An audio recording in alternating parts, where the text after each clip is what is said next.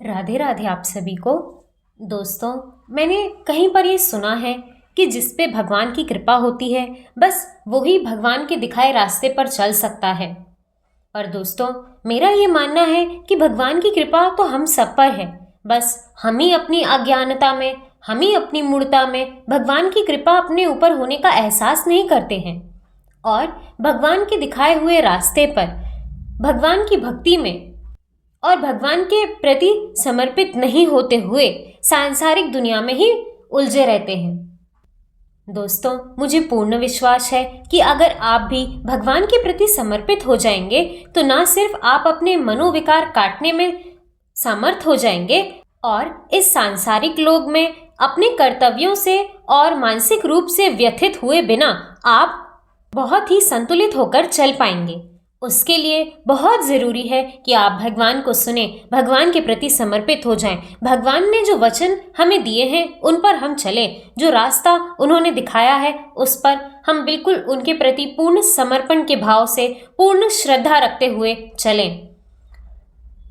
मुझे ये सौभाग्य प्राप्त हुआ कि श्रीमद् भगवद गीता का अध्ययन मैं कर सकी। जब मैं छोटी थी और सुनती थी कि बड़े बड़े संत महात्मा ने श्रीमद् भगवद गीता का अध्ययन किया है, तब मन में यह दुविधा जरूर आती थी कि गीता में ऐसा भी क्या लिखा है कि बस जो गीता पढ़ता है वो बस दुनिया की सभी किताबों को और ग्रंथों को छोड़कर केवल श्रीमद् भगवद गीता का ही गान गाता है।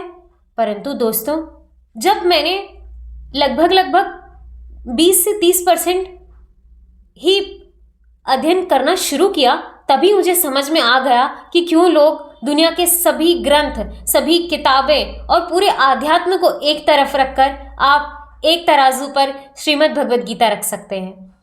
दोस्तों, मैं बहुत ज़्यादा मानसिक रूप से संतुलित, आत्मिक रूप से शांत और शारीरिक रूप से स्वस्थ रहने लगी हूँ। इसके ऊपर मैं और भी ज़्यादा बात करूँगी अपने YouTube चैनल पर, परंतु आज से मैं नई सीरीज शुरू करने जा रही हूँ जिसमें मैं श्रीमद् भगवद गीता यथास्वरूप आप सबके साथ पढ़ूंगी। दोस्तों, ये सिर्फ कोई किताब नहीं है, अपने आप में संपूर्ण जीवन दर्शन है। आप इसके एक एक श्लोक में, एक एक लाइन में अपने जीवन की बड़े से बड़ी दुविधा, अपनी बड़े से बड़े मानसिक विकार का निदान पा सकते हैं। तो भगवान से हम सब के कल्याण की प्रार्थना करते हुए मैं पहले अध्याय से पढ़ना शुरू करती हूँ। अगर पढ़ने में मुझसे कुछ भी गलती हो जाए तो भगवान मुझे बहुत क्षमा करें। दोस्तों, श्लोक पढ़ने से पहले मैं भगवान से प्रार्थना करूंगी। ओम श्री परमात्मने नमः। श्रीमद् भगवद गीता अथ प्रथमोऽध्यायः।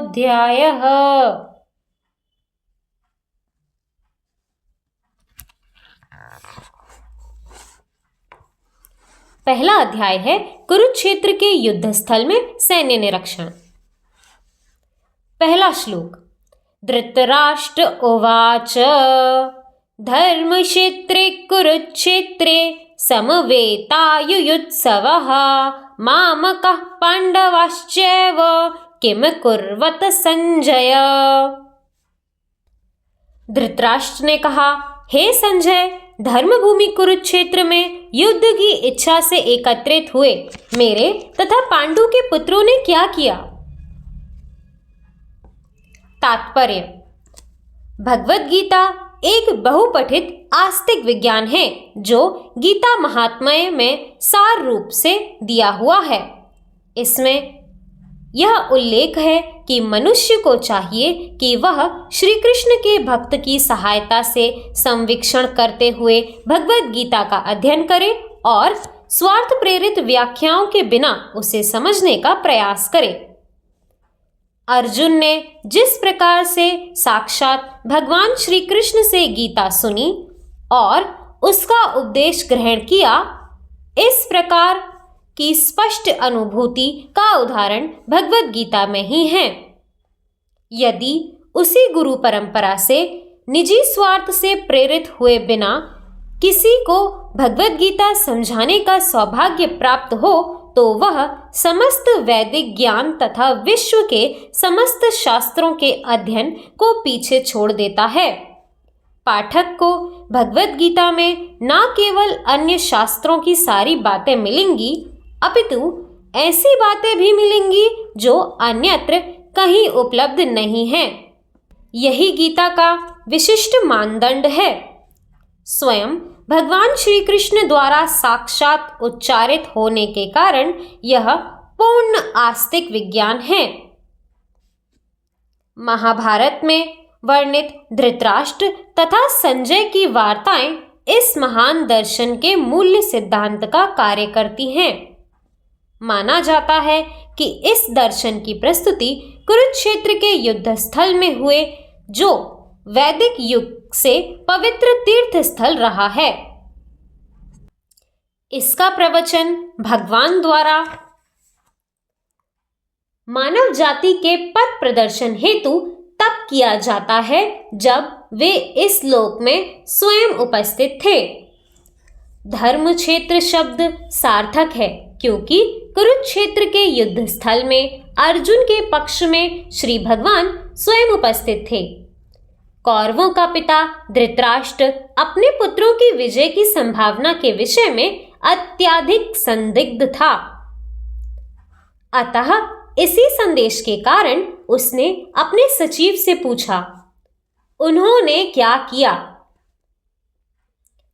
वह आश्वस्त था कि उसके पुत्र तथा उसके छोटे भाई पांडु के पुत्र कुरुक्षेत्र की युद्ध भूमि में निर्णात्मक संग्राम के लिए एकत्रित हुए हैं। फिर भी उसकी जिज्ञासा सार्थक है। वह नहीं चाहता था कि भाइयों में कोई समझौता हो, अतः वह युद्ध भूमि में अपने पुत्रों की नियति भाग्य के विषय में आश्वस्त होना चाह रहा था।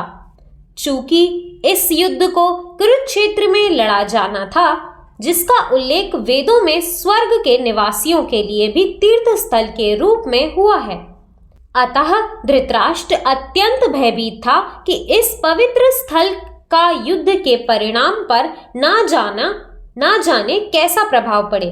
उसे भली भांति ज्ञात था कि इसका प्रभाव अर्जुन तथा पांडु के अन्य पुत्रों पर अत्यंत अनुकूल पड़ेगा, क्योंकि स्वभाव से वे सभी पुण्यात्मा थे। संजय श्री व्यास का शिष्य था, अतः उनकी कृपा से संजय धृतराष्ट्र के कक्ष में बैठे बैठे कुरुक्षेत्र के युद्ध स्थल का दर्शन कर सकता था। इसीलिए धृतराष्ट्र ने उससे युद्ध स्थल की स्थिति के विषय में पूछा। पांडव तथा धृतराष्ट्र के पुत्र दोनों ही एक ही वंश से संबंधित हैं, किंतु यहाँ पर धृतराष्ट्र के वाक्य से उसकी मनोभाव प्रकट होते हैं। उसने जानबूझकर अपने पुत्रों को कुरु कहा और पांडु के पुत्रों को वंश के उत्तराधिकार से विलग कर दिया। इस तरह पांडु के पुत्र अर्थात अपने भतीजों के साथ धृतराष्ट्र की विशिष्ट मनस्थिति समझी जा सकती है।